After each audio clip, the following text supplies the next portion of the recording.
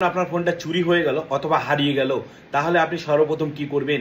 আপনার প্রথম কাজ হলো আপনার ফোনে যে সিম কার্ড আছে সেটাকে ব্লক করা। কারণ যদি আপনার সিম কার্ডটা আপনার ফোনে অন থাকে তাহলে আপনার ফোনে ওটিপির মাধ্যমে যে আপনার ফোনটা চুরি করেছে সে ওটার মাধ্যমে টাকা তুলে নিতে পারে। আপনি অতি সত্বর থানায় যান এবং একটা কমপ্লেন রেজিস্টার করুন এবং কমপ্লেনের নাম্বারটা নিজের কাছে রাখুন। গুগলে গিয়ে সঞ্চয় সাথী লিখে সার্চ করুন অথবা আপনি CEIR লিখে সার্চ করুন। এখানে ব্লক বা স্টোলেন মোবাইলের যে অপশনটা আপনি পাবেন দেখতে, সেখানে যান।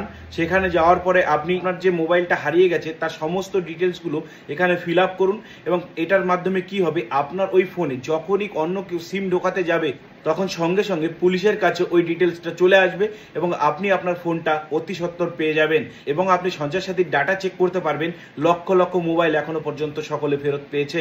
এবার আপনি ফোনটা ফেরত পাওয়ার পরে ঠিক সেম ওয়েবসাইটে চলে আসুন এবং এখানে যে স্টোলেন বা ব্লক করার যে অপশনটা আপনি দেখতে পেয়েছিলেন সেখানে গিয়ে আপনি আপনার ফোনটা সমস্ত ডিটেলস দিয়ে আবার আনব্লক করে নিতে পারবেন।